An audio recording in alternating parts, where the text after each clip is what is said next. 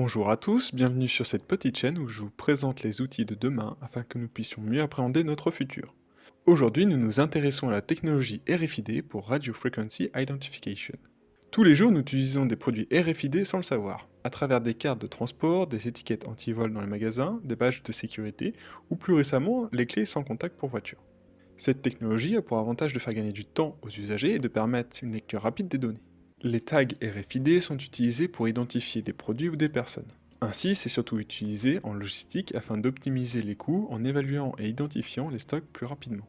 Nous pouvons les retrouver dans l'industrie, le milieu hospitalier, la grande distribution, ou bien encore les événements sportifs comme par exemple les courses où il faut identifier de nombreuses personnes simultanément.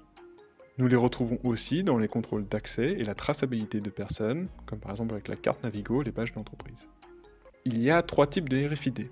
La première est la RFID passive qui fonctionne en lecture seule puisque la puce ne possède pas de batterie et doit être déplacée vers le lecteur pour être lue. Un puissant signal électromagnétique lui est envoyé, ce qui permet d'activer la puce RFID et de lire les informations qu'elle contient. C'est moins onéreux que le tag actif, utile pour un gros volume de marchandises pour être lu à courte distance. Cependant, la distance de lecture est aussi un frein, car le lecteur doit se trouver à proximité. La seconde est la RFID active, qui fonctionne avec une source d'énergie, telle qu'une petite pile ou une batterie, ce qui permet de lire la carte à plus longue distance. Cette technique est principalement utilisée pour la traçabilité de personnes, de véhicules ou encore pour la traçabilité logistique. Les inconvénients sont le coût des étiquettes et leur durée limitée, la faible sécurité des ondes émises et son impact sur la santé. Et enfin la RFID semi-passive qui est aussi alimentée par une source d'énergie. Cependant, la batterie alimente la puce RFID à intervalles de temps réguliers. Celle-ci n'envoie pas de signal. Cette technologie s'avère utile pour la traçabilité alimentaire, notamment pour enregistrer les changements de température durant le transport. La fréquence est la caractéristique qui permet d'établir la communication entre la puce et l'antenne. Toutes les puces sur le marché n'ont donc pas la même fonctionnalité. Les puces se différencient en grande partie par la fréquence de fonctionnement et la distance de lecture. Plus la fréquence est élevée, plus la distance de lecture s'agrandit. En fonction de ces éléments, la puce sera plus ou moins puissante et onéreuse. Nous avons la basse fréquence avec une fréquence de fonctionnement entre 125 et 134 kHz qui permet une distance de lecture de 0,5 m et avec un taux de transfert de 1 kbit par seconde. Nous avons ensuite la haute fréquence avec une fréquence de fonctionnement de 13,56 MHz qui permet une lecture jusqu'à 1 m et un taux de transfert de 25 kbits par seconde, soit 25 fois plus que la basse fréquence. Et enfin la très haute fréquence avec une fréquence de fonctionnement entre 863 et 915 MHz qui permet une distance de lecture entre 3 et 6 mètres avec un taux de transfert de 28 kbits par seconde.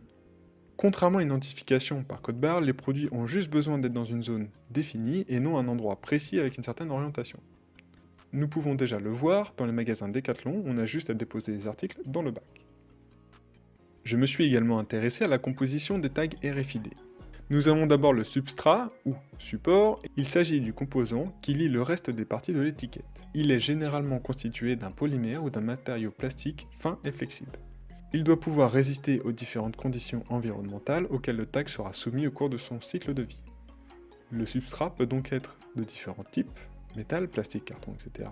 Il est important de considérer que les exigences de bon fonctionnement ne seront pas les mêmes pour une étiquette destinée à la logistique que pour une étiquette destinée à être utilisée à l'intérieur d'un congélateur. Une couche protectrice composée d'un matériau tel que le PVC, la résine époxy ou le papier adhésif est généralement ajoutée. Cela permet à la balise d'être attachée à un objet. Il y a ensuite l'antenne, c'est la plus grande partie du tag et elle est connectée à la puce. Sa forme déterminera la fréquence à laquelle il fonctionnera. Il est généralement composé d'une bande d'un matériau conducteur comme du cuivre ou de l'aluminium et sa mission est de recevoir les signaux émis par les antennes RFID et selon les types d'étiquettes de transmettre ou de réfléchir le signal reçu. Dans une étiquette active, le signal est retransmis, dans une étiquette passive, il est réfléchi. Pour choisir la meilleure antenne, nous devons considérer les processus de lecture auxquels le produit en question sera soumis tout au long de la chaîne d'approvisionnement. Et enfin, la puce RFID, il s'agit d'un circuit intégré doté d'une mémoire et d'un microprocesseur pour la prise de décision. Elle a besoin d'énergie pour fonctionner, c'est pourquoi dans les balises passives, la puce est conçue comme un dispositif d'alimentation passif. Il obtient l'énergie des ondes radio rayonnées par l'antenne du système RFID. Dans les balises actives, cette énergie provient généralement d'une batterie située dans la balise elle-même. Il existe de nombreuses options en matière de capacité de mémoire et de sécurité. Pour la plupart des applications, une puce à faible capacité, à partir de 128 bits, est largement suffisante. Par ailleurs, les caractéristiques du produit à scanner ont un impact sur le choix du modèle d'étiquette. Effectivement, la matière ainsi que la forme du produit déterminent un type de tag spécifique. Nous devons donc obligatoirement opter pour des tags spécial métal, soit magnétiques ou bien se fixant à l'aide de colliers flexibles. Il en est de même pour un tag amené à être manipulé par une personne, sur un aliment ou sur un conteneur. L'environnement dans lequel évolue le tag ou l'étiquette RFID aura également une influence sur le choix. En effet, un environnement difficile, humidité, vent, poussière, changement de température, etc., imposera de s'orienter vers un tag RFID capable de résister à de fortes températures ou d'être parfaitement étanche. Ainsi, la durée de vie sera déterminée par l'utilisation et les matériaux utilisés pour le tag. Comme toute technologie, la RFID possède ses propres limites. La diffusion de l'information pose problème pour toutes les questions sur la sécurité de la vie privée. Une carte non sécurisée peut être facilement copiable pour récupérer ou modifier les données sensibles. De ce fait, il est important d'apporter plus de sécurité. Pour cela, il faut protéger les cartes et les badges RFID d'accès grâce à des études de protection empêchant la récupération des données. De limiter la durée de vie des données enregistrées sur les cartes RFID.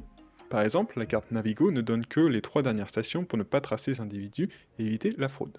Il faut aussi chiffrer ou coder les données pour ne pas risquer de divulguer des informations sensibles, telles que des informations d'identité. Pour permettre l'identification d'une carte, il faut associer une photo pour reconnaître le propriétaire de la carte, ou imprimer un hologramme pour authentifier la carte. Aussi, toutes les puces ne sont pas lisibles à la même distance et dans les mêmes conditions. La transmission des ondes est limitée à travers certains murs et certains matériaux. Une autre limite est la recyclabilité de ce composant. En effet, comme c'est composé de différents matériaux difficilement séparables, il pourrait être compliqué à recycler ou bien complexifier le recyclage du produit sur lequel il est fixé, comme par exemple un carton d'emballage. Malgré tout, cette technologie a encore de beaux jours devant elle. Les possibilités d'utilisation sont immenses, quel que soit le domaine d'activité des entreprises. J'espère que cette vidéo vous a plu, si c'est le cas, n'hésitez pas à la partager, à laisser un commentaire et à mettre un pouce en l'air comme vous le rappellent tous les youtubeurs.